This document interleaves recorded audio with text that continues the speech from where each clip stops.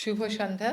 আজকে একটা বিষয় নিয়ে আপনাদেরকে একটু জানাতে এসেছি এবং তা হচ্ছে মধ্যরাতে আমাদের সচিবালয়ে যে অগ্নিকাণ্ডের ঘটনাটা ঘটলো সেটার বিষয়ে সরকার কি সিদ্ধান্ত নিয়েছে।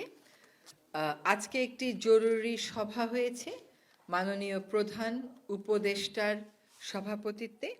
সেখানে সিদ্ধান্ত হয়েছে যে একটি অনেক উচ্চ পর্যায়ের কমিটি কাজ করে 3 দিনের মধ্যে প্রাথমিক রিপোর্ট দেবে এই অগ্নিকাণ্ডের ঘটনার বিষয়ে।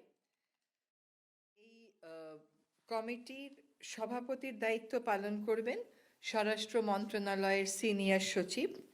ওনার সাথে থাকবেন সচিব গৃহায়ন ও গণপূর্ত মন্ত্রণালয়, আমাদের পুলিশের আইজিপি, ফায়ার সার্ভিস এবং সিভিল ডিফেন্সের প্রধান, তিনি থাকবেন সদস্য সচিব, থাকবেন সশস্ত্র বাহিনীর একজন বিস্ফোরক বিশেষজ্ঞ এবং 3জন বিশেষজ্ঞ। তারা হচ্ছেন বুয়েটের থেকে একজন সিভিল ইঞ্জিনিয়ার, একজন কেমিক্যাল ইঞ্জিনিয়ার, একজন ইলেকট্রনিক ইঞ্জিনিয়ার। ওনাদের নাম হচ্ছে ডক্টর তানভীর মঞ্জুর, ডক্টর ইয়াসির আরাফাত,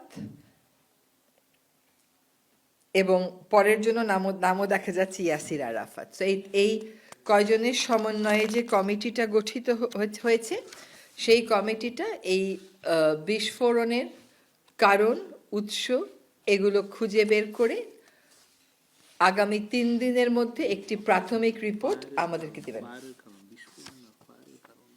এই যে দুঃখিত, এই যে অগ্নিকাণ্ডের ঘটনা ঘটেছে, যে অগ্নিকাণ্ডের বিষয়ে তদন্ত করে আমাদেরকে বলবেন উৎস কি, কারণ কি, এটা তারা আমাদেরকে 3 দিনের মধ্যে জানাবেন।